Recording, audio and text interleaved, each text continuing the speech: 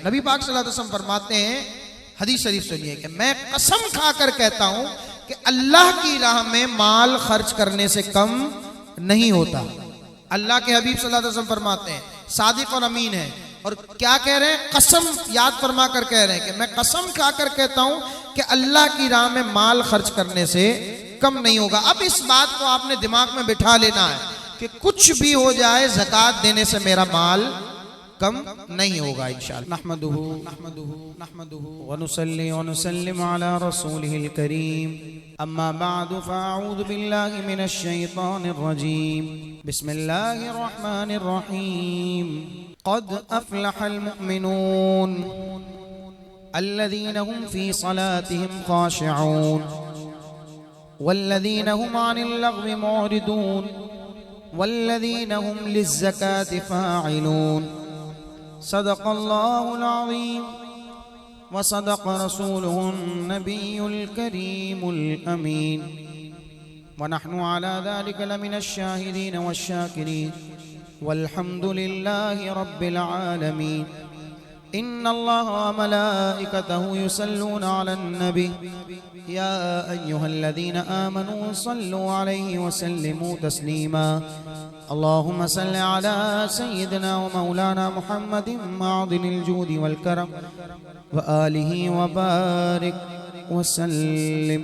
मदनीपुरा में माशाअल्लाह कच्ची मेमन जमात के ज़ेर तमाम ये एक ऐसे टॉपिक पर आज महफिल सजाई गई है कि जिसकी फी ज़माना अशद ज़रूरत है, और इसको उन्वान दिया गया है इस महफिल पाक को, ज़कात आगाही मुहिम, यानी जो पिलर्स ऑफ इस्लाम में से है, जो इस्लाम का सुतून है ज़कात, इसके हवाले से लोगों को अवेयरनेस हो। इस हवाले से आज अल्हम्दुलिल्लाह इन्होंने ये महफिल सजाई है। मैं कोशिश करूँगा कि थोड़े से वक्त में मैं तमाम बातों को समेट लूँ, और ख़ास और बड़ी दिलचस्प बातें मैं आज आपको इंशाअल्लाह इस हवाले से पेश करने लगा हूँ। बड़े गौर से सुनने, आप जब यहाँ से उठेंगे इंशाअल्लाह, ये जो थोड़ी सी हमारी गुफ्तगू होगी, इसके बाद जब आप यहाँ से उठेंगे तो इंशाअल्लाह आपका दिल चाहेगा कि यार मैं तो ज़कात देता ही देता हूँ, आज से मेरा ये मिशन होगा कि मैं यहाँ से जाऊं तो रमज़ान से पहले पहले कई लोगों को इस बात पर कायल कर लूँ कि ज़कात निकालनी है और पूरी निकालनी है, और सिर्फ निकालनी नहीं बल्कि लोगों को भी इसके हवाले से आगाह करना। ये इतना प्यारा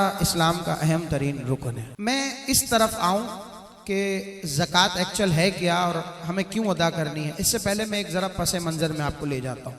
शरीयत मोहम्मदी में अल्हम्दुलिल्लाह इसे इंतहाई अहम रुकनीत हासिल है, यानी जहाँ नमाज की बात होगी, जहाँ रोज़े की बात होगी, जहाँ हज की बात होगी, जहाँ जिहाद की बात होगी, तो वहीं कहीं ना कहीं ज़कात की बात ज़रूर होगी, क्योंकि ये बुनियादी अरकान में से एक रुकन है। लेकिन ऐसा नहीं है कि ये सिर्फ इस उम्मत पर लाजिम था, पिछली उम्मतों पर भी ज़कात की कंडीशन आती थी। आपको मैं एक वाक़या सुनाता हूँ, उसके बाद हम इंशाअल्लाह आगे बढ़ते हैं, और वो इसी से रिलेट है, यूँ हमें थोड़ा सा तमहीद बांधने का मौका मिल जाएगा। कारून का नाम आपने सुना है? कारून नहीं सुना तो आज मैं आपको इस हवाले से बताता हूँ। 20वें पारे में इसका पूरा वाक़या मौजूद है। इन्ना कारून काना मिन कौम मूसा फबगा अलैहि व आतैनाहु मिनल कुनूज़ि मा इन्ना मफातिहहु लतनू बिल उस्बती, आखिर तक। कारून, इसका नाम कारून नहीं था, इसका असल नाम था यसहर। ये कारून इसलिए मशहूर हुआ, कारून कारी होता ना, तिलावत करने वाला कारी, ये कारून इसलिए मशहूर हुआ कि ये तौरेत का बहुत मशहूर कारी था जी। ये सिर्फ कारी नहीं था, आप इसकी खुसूसियात देखिए, ये खूबसूरत था, ये फहम दीन रखने वाला था, ये कारी तौरेत था, और रिश्तेदारी के हवाले से भी देखा जाए तो ये मूसा अलैहिस्सलाम का कज़न था। यानी अगर सारी क्वालिटीज किसी में जगह हो, भाई हसब के हवाले से यानी कज़न था, रिश्तेदारी थी, नसब के हवाले से, फिर दौलत के हवाले से, इतना उसके पास सामान और मालो दौलत था कि उसकी खजाने की चाबियों के लिए कई ऊंट चाहिए होते थे जी। सिर्फ चाबियां उठाने के लिए, खजाना तो अलग है। आप सोचिए चाबियां उठाने के लिए ऊंट दरकार हो तो उसके पास खजाना कितना होगा। वो कारून खूबसूरत, कारी तौरेत, फिर फहम दीन रखने वाला, फिर मूसा अलैहिस्सलाम का रिश्तेदार, सारी बातें जो एक पर्सनालिटी में होनी चाहिए वो इसमें थी। इसे ज़कात का हुक्म दिया गया कि भाई जो तुम्हारा माल है इसमें से तुम्हें ज़कात देनी है। अब आजकल तो 2.5% है, जैसे अगर किसी के पास लाख रुपए हैं तो उसमें से सिर्फ 2,500 उसको पेश करने। ये ज़कात का रूल है शरीयत मोहम्मदी सल्लल्लाहु अलैहि वसल्लम में। लेकिन उस वक्त इससे भी कम था, 0.00 समथिंग कुछ था। तो अब चूंकि उसका खजाना ही इतना था कि इतने ऊंट दरकारों को जो उसके खजाने की चाबियां उठाएं, तो आप सोचें कि अगर वो उसका खजाना हो तो उसे बताया गया कि भाई ज़कात देनी है, तो उसने कहा ठीक है ज़कात दे देंगे। जब उसने अपने अंदाज से उस वक्त जो भी कैलकुलेटर का सीन होगा, कैलकुलेटर चलाया उसने, जब कैलकुलेटर पर हिसाब हुआ तो उसको पता चला कि भाई ये तो मेरी ज़कात अरबों खरबों में जा रही है। तो अब वो सटपटाया कि भाई ये तो मैं इतनी ज़कात, इतना माल अगर मैं दे देता हूँ तो ये तो शैतान है, शैतान ने उसे वरगलाया, उसके दिल में लालच आ गई। अब उस लालच ने उस पर बड़ा जबरदस्त अटैक किया। उसने लोगों को बताना शुरू किया, भाई ये मूसा अलैहिस्सलाम तो हम पर टैक्स लगा रहे हैं, ये तो हमें कंगाल कर देंगे। और फिर उसने एक प्लान किया नबी सैयदना मूसा अलैहिस्सलाम को माज़अल्लाह बदनाम करने के लिए। उसने एक फाहिशा औरत को तैयार किया कि वो लोगों को इनके खिलाफ कर दे। अब उसने क्या किया, बड़े मजमे में हज़रत मूसा अलैहिस्सलाम पर इल्ज़ाम लगा दिया। मूसा अलैहिस्सलाम का जलाल बड़ा मशहूर है। जब मूसा अलैहिस्सलाम पर इल्ज़ाम लगाया तो मूसा अलैहिस्सलाम जलाल में आ गए और मूसा अलैहिस्सलाम ने उस फाहिशा औरत से फरमाया, ए औरत, तुझे कसम है उस रब की कि जिसने दरिया में हमारे लिए रास्ता बनाया, बता सच सच क्या वाकई ये जो तू इल्ज़ाम लगा रही है ऐसा है? तो वो औरत घबरा गई, जलाल मारूफ था। बस जब वहाँ औरत घबराई और उसने सारी बात सच सच उगल दी, तो अब मूसा अलैहिस्सलाम को जब ये मालूम हुआ कि ये सारा खेल और सारी प्लानिंग जो है वो कारून की है, मूसा अलैहिस्सलाम इंतहाई नाराज हुए और मूसा अलैहिस्सलाम ने अल्लाह की बारगाह में दुआ की कि अल्लाह इस पर अपना कहर नाजिल फरमा। और उससे पहले मूसा अलैहिस्सलाम ने यह ऐलान कर दिया कि जो कारून की तरफ है वो कारून के साथ हो जाए, और जो अल्लाह और उसके नबी की तरफ है तो वो इस तरफ आ जाए। अब सिर्फ 2 लोग कारून के साथ रहे, इसके अलावा सारे के सारे मूसा अलैहिस्सलाम की तरफ आ गए। तो अब वो जो 2 लोग थे, अब लालच अंधा कर देती है। तो जैसे ही कहर की दुआ की मूसा अलैहिस्सलाम ने कारून के लिए, तो वो 2 लोग फिर कहने लगे कि लगता है कि मूसा अलैहिस्सलाम को जो है वो कारून का माल चाहिए, इसलिए मूसा अलैहिस्सलाम ने कारून के लिए ये दुआए ज़रर की है, ये बद्दुआ की है। तो मूसा अलैहिस्सलाम उस वक्त जलाल में थे। जलाल में मूसा अलैहिस्सलाम ने फिर दुआ की कि अल्लाह इस कारून को भी, इसके दोनों कारिंदों को भी और इनके माल को भी इसके साथ ज़मीन में धंसा दे। और फिर अल्लाह का करना ऐसा हुआ कि कारून अपने दोनों साथियों समेत और अपने माल के साथ ज़मीन में धंस गया। और उलमा फरमाते हैं कि अब वो क़यामत तक उस माल के साथ ज़मीन में धंसता जाएगा, यानी ऐसा अजाब नाजिल हुआ। अब ये सारी दौलत, अनबिलीवेबल स्टफ जो कारून के पास था, वो क्या हुआ, इतनी सारी दौलत होने के बावजूद भी वो उसके काम नहीं आ सके। उलमा फरमाते हैं कि अल्लाह जब माल देता है ना तो उसका हक अदा करे। प्यारे भाइयों, ये वाक़या, बस ये वाक़या समझे कि आज इस बयान का मैसेज है। कुछ बातें और भी हम करते हैं, लेकिन इस वाक़ये को जब हम जहन में रखें ना तो हमें बात समझ आ जाएगी कि ज़कात आ गई एक्चुअल है क्या। अब ज़रा सा लॉजिकली मैं बात को थोड़ा सा समझाऊं, लेकिन इससे पहले ज़रा फ़ज़ाइल और फिर ज़कात ना देने के मुतालिक जो वईद हैं उसकी भी तरफ हम आते हैं।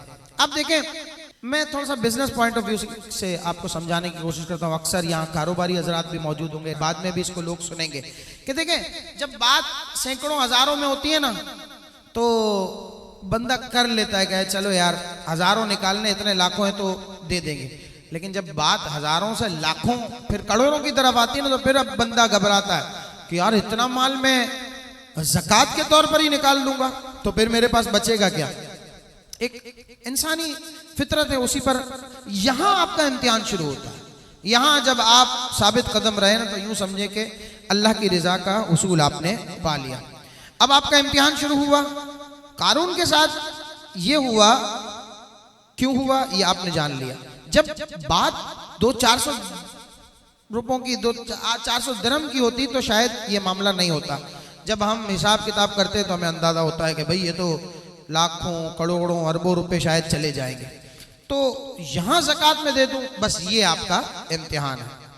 और यही असल इम्तिहान है, और ये अगर आपने कर लिया ना तो फिर अल्लाह की रज़ा का हुसूल इंशाअल्लाह आप पालेंगे।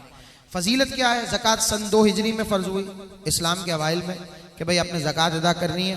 कुरान पाक में 32 टाइम्स वातुज़्ज़का वातुज़्ज़का वातुज़्ज़का अलग अलग अंदाज से अलग अलग सिनेरियो के साथ पेश किया गया है।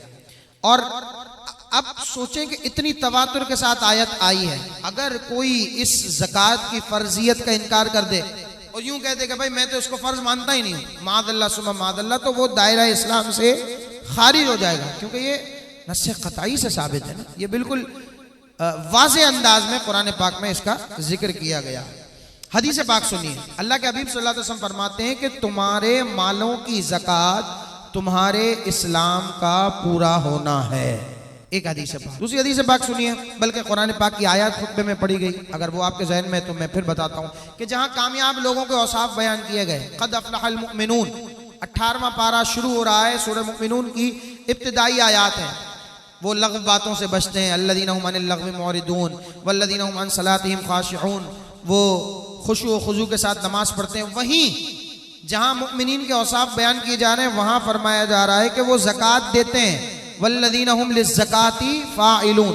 और फिर इन सब औसाफ को बयान करने के बाद फरमाया जा रहा है उलाइका हुमुल वारिसून, यही जन्नत के वारिस हैं, इन्हीं के लिए अच्छाइयाँ हैं, इन्हीं के लिए रिजल्ट है, इन्हीं के लिए पॉजिटिविटी है। अब यही लोग कामयाब हैं। क्यों? इब्तिदा में फरमाया ना क़द अफ़लहल मुमिनून। एक और हदीस बात सुनिए, फरमाया गया कि जो किसी बंदे की हाजत रवाई करे अल्लाह तबारक व तआला दीन दुनिया आखिरत में उसके मसाइल हल फरमा देगा। यानी कितनी बड़ी बात है कि जो कोई किसी बंदे की हाजत रवाई करे। हम ये सुनते भी है ना बुजुर्गों से कि भाई किसी के काम आ जाओ तो फायदा हो जाएगा, तो यही बात हदीस पाक में बयान की जा रही है कि जो किसी की हाजत रवाई करे अल्लाह पाक उसे दुनिया और आखिरत में सिला अता फरमाएगा। हम किसी का मसला हल करते हैं। इसी तरह से हम चाहते हैं कि हमारा माल सिक्योर हो जाए, भाई सिक्योरिटी लगाई जाती है, बाकायदा गार्ड तैनात होते हैं, बड़ी बड़ी गाड़ियों में हम अपना माल एक जगह से दूसरी जगह पहुंचाते हैं कि कहीं कोई, तो वो जो सिक्योरिटी के आप पैसे देते हैं वो क्या है कि आपका माल महफूज रहे ना। सुनिए, अल्लाह के हबीब सल्लल्लाहु अलैहि वसल्लम इसका भी हल बता रहे हैं। फरमाते हैं अपने मालों को ज़कात देकर मजबूत किलों में कैद कर लो, ये आपकी सिक्योरिटी है। और अपने बीमारों का इलाज खैरात से करो।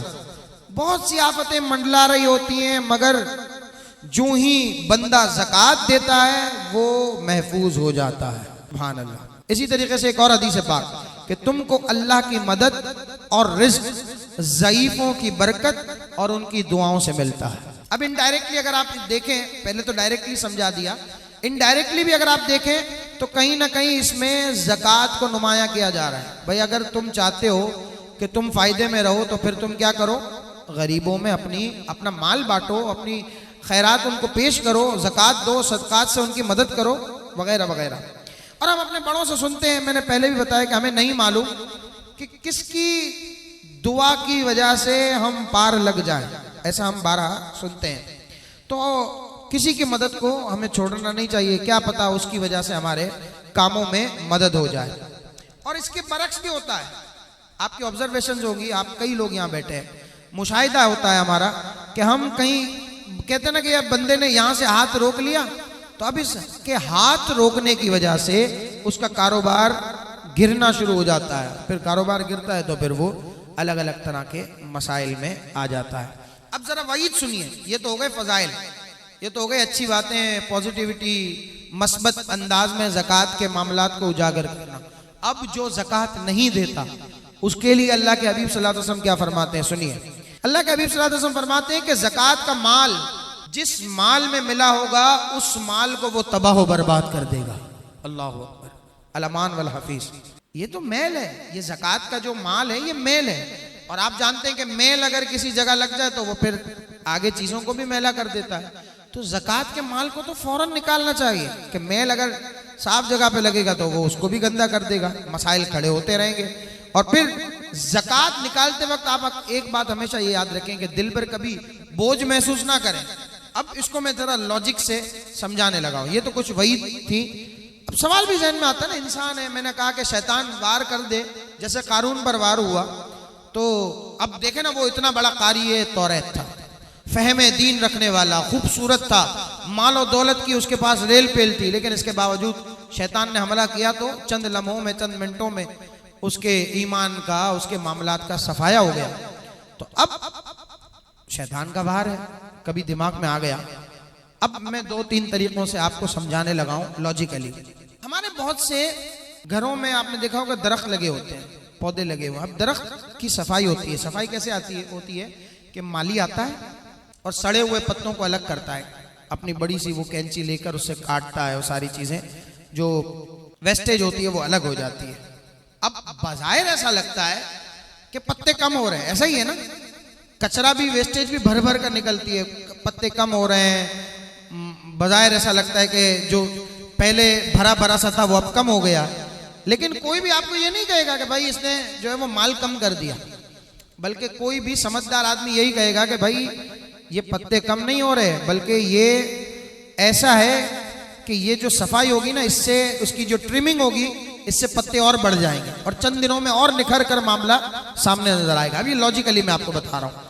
इसी तरह खेतों में क्या होता है, 2 बोरियां अनाज की लेकर लोग जाते हैं। जो खेती, एग्रीकल्चरल कंट्री है, आपने कभी ज़राअत देखी हो तो हमने भी सुना है लोगों से कि भाई ये होता है कि बोरियां, उसमें बीज डाले जाते हैं और बीज फिर पूरे खेत में डाल दिए जाते हैं। वापसी में खाली बोरियां आती हैं। तो उस वक्त भी कोई बाशऊर या अक्लमंद शख्स आपको ये नहीं कहेगा कि भाई जो तुम बीज भर कर गए थे वो बीज कहाँ गए, ये तो तुमने ज़ाया कर दिए।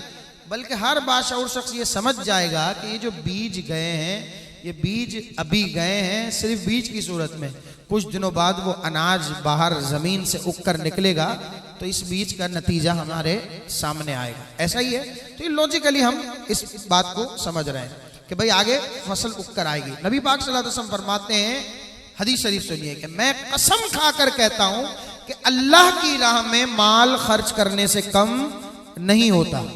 अल्लाह के हबीब सल्लल्लाहु अलैहि वसल्लम फरमाते हैं, सादिक और अमीन है, और क्या कह रहे हैं, कसम याद फरमा कर कह रहे हैं कि मैं कसम खाकर कहता हूं कि अल्लाह की राह में माल खर्च करने से कम नहीं होगा। अब इस बात को आपने दिमाग में बिठा लेना है कि कुछ भी हो जाए, ज़कात देने से मेरा माल कम नहीं होगा इंशाल्लाह। अब ये इतने बुजुर्ग यहाँ पे बैठे हैं, यहाँ पे भी बैठे हैं, ये सब जानते हैं। और यकीन जाने कि जिसने भी अपनी ज़कात सही से अदा की है ना, आप अपना तजुर्बा बताइएगा, अगले साल आप उससे ज्यादा ज़कात निकालते हैं। ऐसा ही है। कोई ऐसा हो कि यार बहुत कम शाज ऐसा होता होगा कि कोई ये कहे, अल्लाह ना करे किसी के साथ कोई कारोबार का मसला हो गया, कोई किसी मजबूरी में पड़ गया, लेकिन नॉर्मली क्या होता है, जो भी ज़कात देता है अगले साल उससे ज्यादा होती है। हम अपनी मिसाल लेना कि अगर हजारों में निकालते थे तो अब लाखों में निकालते हैं, हर साल बढ़ रही। तो इसका मतलब क्या हुआ? इसका मतलब ये हुआ कि आपका माल कम नहीं हो रहा, बल्कि ज़कात देने से माल बढ़ रहा है। ठीक है, अब ये बात समझ आ गई। अब हम जरा समझते हैं कि ज़कात दी किसे जाए, ये भी एक सवाल है ना। चले मौलवी साहब आपने ये बता दिया कि भाई ज़कात लॉजिकली यूं नहीं और यूं, हदीस पाक का मफहूम ये है, फजीलतें ये हैं, वईद ये है, और कम भी नहीं होता, सारी बातें आपकी। अब आप बताएं कि ज़कात किस तरह निकाली जाए और किसे दी जाए। देखें, बड़ा अलमिया तो हमारा ये है, ख़ास तौर से यहाँ अगर हम गर्दो पेश पर नज़र दोहराएं कि बहुत तादाद हमारी ऐसी है जो ज़कात अदा करती ही नहीं है। आप में से चंद एक मजहबी ज़हन के रखने वाले लोग होंगे, वो तो इस बात के बाकायदा मुफ्ती साहब से या अल्लामा साहब से मिलकर इसको तय करते होंगे। लेकिन आपको एक बात बताऊं, हज़रत उमर बिन अब्दुल अजीज रज़ी अल्लाह तआला अन्हु का दौर, वो ऐसा दौर था, ऐसा वक्त आया था कि लोग ज़कात लेकर घर से निकलते थे, लेकिन ज़कात लेने वाला कोई नहीं होता था। ऐसा खूबसूरत दौर भी आया, और इतना अच्छा दौर आया कि लोग ज़कात लेने वाले बचे ही नहीं थे। अब इस वक्त भी अगर लोग पूरे तरीके से ज़कात निकालें, आप यकीन करें कोई ज़कात का मुस्तहिक आपको नजर नहीं आएगा। कैसे, मैं आपको समझाता हूँ। बस प्रॉब्लम यह है कि ज़कात देने वाले बहुत थोड़े लोग हैं, लोगों का कारोबार बहुत बड़ा हुआ है, और अक्सर यहाँ भी कारोबारी लोग हैं या सुन रहे हैं या वो भी इस बात से एग्री करेंगे। और ज़कात सिर्फ पैसे की नहीं होती जी, ये भी मैं आपको बताऊं, उश्र होती है, किसी 10% भी होता है, 5% भी होता है। एक तवील डिबेट है इस पर, इसको हम स्किप कर रहे हैं। लेकिन आपने समझाने के लिए कि एग्रीकल्चरल कंट्री है, खेतों पर ज़कात है, फिर उसका उश्र निकलता है 10%, 5%। आप नेट पर बैठकर सर्च कीजिए, इस साल का तो मुझे नहीं पता, 2021 की अगर मैं बात करूं ना, 2021 की, तो उस वक्त ऐसी सिचुएशन थी कि टॉप क्रॉप लिस्ट अगर आप उठाकर गूगल पर देखें ना, तो इसका आपको हिसाब मिलेगा। अगर 5% भी बना लें, 10% आप नहीं लें, तो इस अंदाज से अगर आप निकालें ना, तो इतने अरबों खरबों में ज़कात निकलती है कि कोई पाकिस्तान में गरीब बचे ही ना। आप सारे इदारे मिला लें, सारी एनजीओज मिला लें, ये जितना भी जमा कर लें ना, ये क्या आपका जमा करेंगे, इनका क्या होगा, 100-200 अरब इनका बजट होगा ये। लेकिन इसके बाद भी वो जो अगर सही मानों में वडेरे, जमींदार, ये सब अपनी ज़कातें निकालें ना, तो फिर पाकिस्तान में कोई गरीब ना बचे जी। ऐसी इतनी तादाद में ज़कात निकलती है। और ये मैं हवा में बात नहीं कर रहा, आप इसको नेट पर देखिएगा कि आपको अंदाजा होगा कि यार इतनी तादाद में हमारी ज़कात निकल सकती है। फिर यही चीज़ आप अगर अपने इलाके की तरफ आते हैं, शहर कराची की तरफ, तो प्रॉपर्टीज़ हैं, बिजनेसमैन यहाँ बैठे हुए हैं, प्लॉट्स लिए हुए हैं, इन सब पर ज़कात जो बनती है अगर वो भी सही तौर पे निकालें, तो फिर इंशाल्लाह कोई गरीब नहीं बचेगा। फिर तमाम फिलाई इदारे मिल जाए, मैंने आपको कहा, तो वो भी एक लिमिट होगी उनकी, लेकिन हमारी ज़कात अनलिमिटेड बन जाएगी, ऐसा कि शायद शुमार भी ना किया जाए। तो अगर ये पहुंच जाए ना, अब मजबूरी है कि एक टाइम में आपको याद होगा, हम जब छोटे थे तो कोई रमज़ान में रोज़ा नहीं रखता था तो अजीब सी कैफियत हो जाती थी, यार रोज़ा नहीं रखा, मुंह में पान चल रहा है, गुटखा चल रहा है, रोज़ा नहीं रखा। अब ज़कात का भी यही हाल है। लोग इसको बुरा ही नहीं समझ रहे, लोग समझ रहे हैं कि शायद ये हमारे लिए कोई अहमियत ही नहीं रखती। ज़कात, रोज़ा, इतनी बड़ी बड़ी चीज़ें, नमाज, इन सब फराइज और पिलर्स ऑफ इस्लाम है ये, इनका ये हाल है कि हम इसको बुरा ही नहीं समझ रहे। और अगर हम ये सारी चीज़ें समझने लगे ना, ये कैलकुलेट कर लें, तो जो ये चंद लाख निकालते हैं ना, तो इससे कई गुना ज़्यादा अगर आप पेश करें तो ये गुरबा परवरी भी हो जाए और गरीब भी ख़त्म हो जाए। यानी हम यही माल बचाकर, बज़ाहिर हम समझ करके भाई हम ज़कात दे रहे हैं या इतनी सी या अपने अंदाजे से दे दी, भाई क्यों, आप बीमार होते हैं तो डॉक्टर के पास जाते हैं उससे पूछने के लिए कि यार मेरा टेस्ट तो कर दें, मेरी सारी मालूमात तो दे दें कि मुझे क्या बीमारी है। तब अपने हिसाब से तो सारी दवाई वगैरह नहीं लिख लेते कि यार चलो मौसम का है तो अपनी मर्जी से मैं फलानी दवाई ले लूँ। डॉक्टर के पास जाते हैं ना, तो जब ज़कात निकालनी हो तो इन चीज़ों में सुस्ती क्यों करते हैं, अपनी मर्जी से अंदाजे क्यों करते हैं, उलमा के पास क्यों नहीं जाते, मुफ्तियान कराम के पास क्यों नहीं जानते। जब आप जाएंगे तो आपको अंदाज़ा होगा कि वाकई आपकी ज़कात कितनी निकल रही है। और जब जाएंगे और सही तरीके से अदा करेंगे तो फिर इंशाल्लाह ये होगा कि जिसका मैं जिक्र कर रहा हूँ। आप ये सोचें कि अगर इसके बरक्स जो हमने वईद सुनी कि माल का मैल है, और कहीं ऐसा ना हो कि ये माल का मैल हमारे मालों में शामिल होकर हमें, हमारे माल को तो ख़राब करे ही करे, हमें भी जहन्नम का ईंधन बना दे, अल्लाह ना करे ऐसा हो। तो खुदारा अपनी आखिरत की भी फिक्र कीजिए और इस माल को, इस गंदे माल को, इस मैल को अपने मालों से अलग कीजिए। ज़कात किस माल पर फ़र्ज है ये भी तो देखें।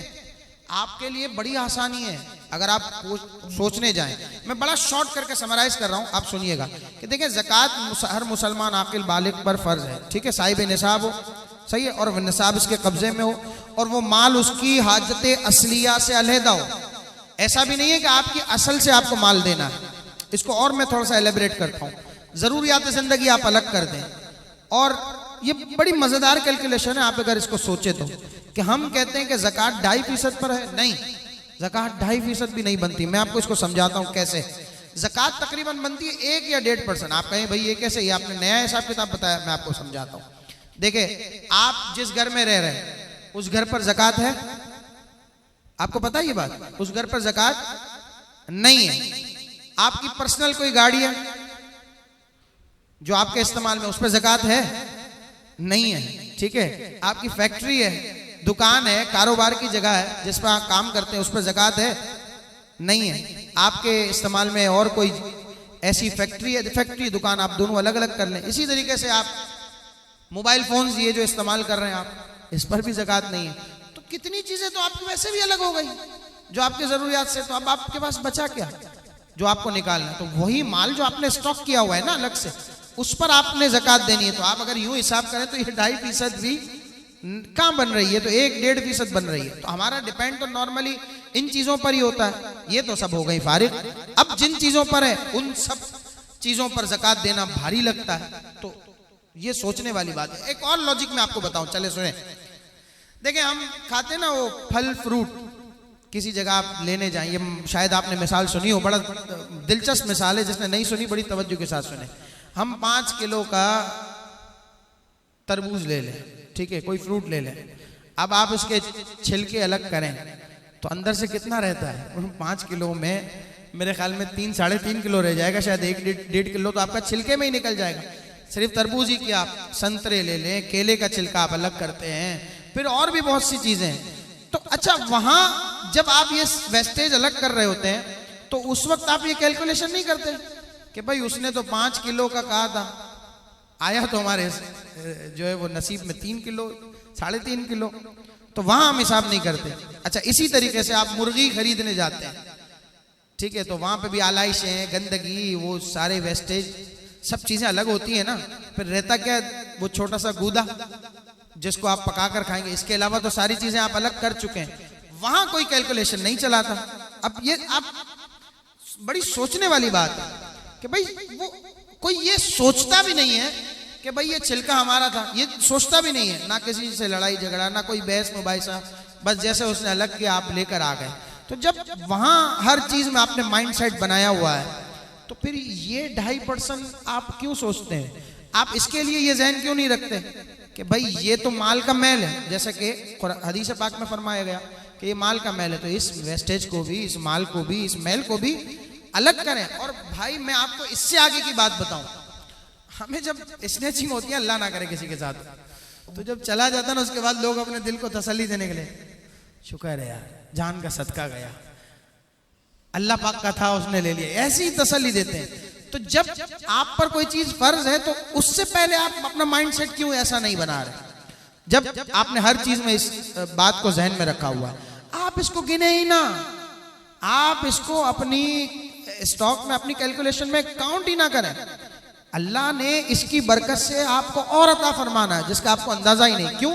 क्योंकि सरकार ने फरमाया ना, सरकार ने फरमाया वो हक है कि माल बढ़ाता है, ज़कात निकालना ये मालों को बढ़ाता है, बरकत पैदा करता है। और मैंने मिसाल देकर भी समझाया कि जिसने पिछले साल ज़कात निकाली थी, इस साल इंशाल्लाह वो इससे ज्यादा ही ज़कात निकालेगा इंशाल्लाह। तो अल्लाह तबारक ताला आपको इस ज़कात पर अजर दे रहा है, ठीक है। और इससे आगे की मैं बात बता दूंगा, ये बड़ा इमोशनल होकर सुनने वाली बात है। ये तो सारी मिसालें, सारी चीजें मैंने आपको दे दी।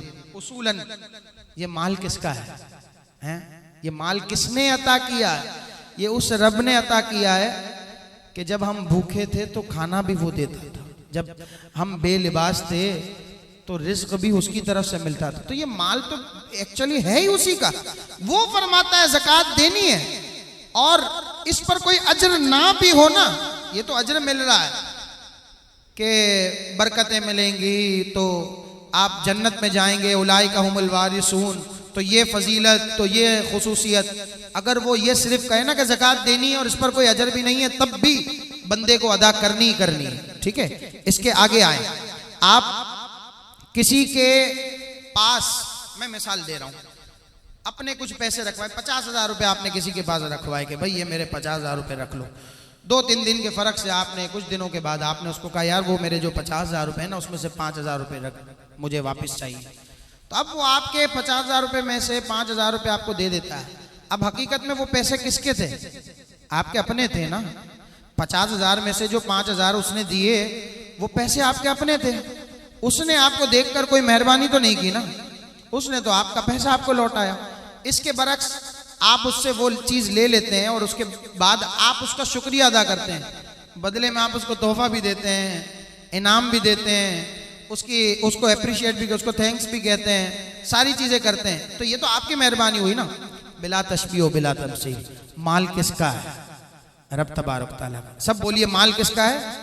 अल्लाह का। सब बोलिए माल किसका है? अल्लाह का।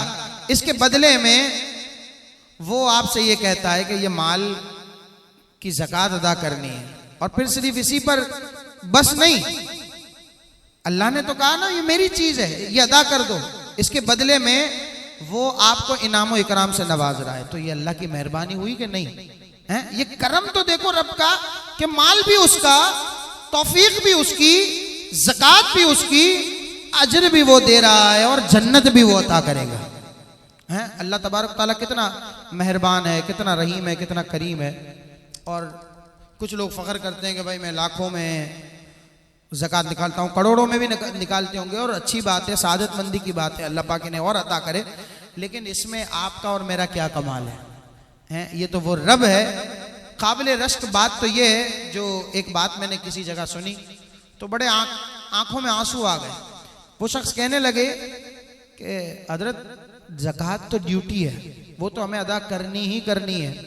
कमाल तो ये हो कि इस ज़कात को अदा करने के बाद हमने उसका शुक्र अदा करते हुए अल्लाह की राह में कितना दिया, ये कमाल होता ना।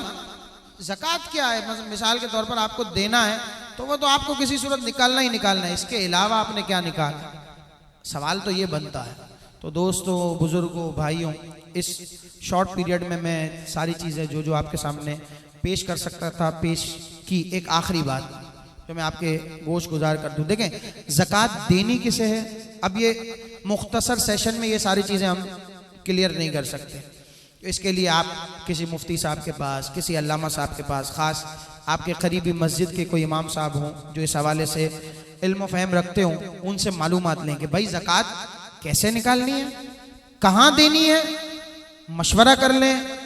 मैंने फिर कहता हूँ भाई, आपको बीमारी का तशख़्ख़ुस करना होता है, पहचान करनी होती है, तो आप क्या करते हैं? घर में किसी से पूछ लेते हैं, अम्मी से पूछ लेते हैं, यार मेरा सर दर्द हो रहा है, पता नहीं कौन सी बीमारी होगी। अम्मी डॉक्टर होता है अलग बात है, लेकिन आप इसके लिए खास जाते हैं ना डॉक्टर के पास, डॉक्टर से पूछते हैं ना कि भाई ये मेरी बीमारी है, मुझे इसका हल बताओ, मुझे इसकी दवाई बताओ। तो ज़कात के मामले में हम क्यों सुस्ती करते हैं कि चलो यार अपने अंदाजे से, मौलाना साहब ने कहा ना 2.5% लगाओ कैलकुलेटर। नहीं, आप जाएं, पूछें और स्पेसिफिक पर्टिकुलर बात पर पूछें, ऐसा नहीं अंदाजा करके पूछें। तो इसमें अंदाजे ना लगाएं, टाइम निकालें। अब इस पूरी बात में कोई ऐसा सवाल हो कि जो स्पेसिफिक आप पूछना चाहते हो तो पूछ लें। तो अगर इसमें कोई ऐसी चीज़ है कि जो रह गई है तो वो फिर आपके गोश गुजार हो जाएगी। हाँ, अगर कोई पर्टिकुलर हिसाब किताब है तो फिर उसके लिए आप किसी आलिम दीन से पर्सनली जाकर रुजू करें, क्योंकि ये मजमे में सारी चीज़ें डिस्कस करना ये थोड़ा सा मेरे लिए मुश्किल होगा। तो बहरहाल ये कुछ बातें थी ज़कात के हवाले से। अल्लाह तबारक ताला आपको और मुझे अमल की तौफीक अता फरमाए। दौरान गुफ्तगू या विर्द मेरी ज़बान, अमल या रवैये से कोई गलती कोताही सज़द हो गई हो तो अल्लाह पाक की बारगाह में तौबा करता हूँ, अल्लाह पाक माफ़ फरमाए। अच्छा, कोशिश कीजिएगा कि कोई मसला हो ना तो उसको डिस्कस नहीं कीजिएगा। हाँ, कोई सवाल है ना, मसला और सवाल में फ़र्क ये है कि मसले में आप अगर कोई ज़कात के हवाले से कोई ऐसी चीज़ पूछेंगे कि जिसके बारे में हमें कुछ चीज़ें पूछनी होती हैं, तो फिर वो सवाल पर सवाल कायम होंगे। यानी मुझे कुछ पूछना होगा, फिर आपको जवाब देना होगा, फिर आपको कुछ पूछना होगा। तो उसके लिए आप इत्मीनान से जानुए तलम्मुस तय करके किसी मुफ्ती साहब के पास बैठें तो ये ज़्यादा बेहतर होगा। हाँ, इस पूरी गुफ्तगू में कोई चीज़ आपके जहन में आई है कि भाई इसमें ये हो सकता है, तो उस हवाले से आप डिस्कस कर सकते हैं।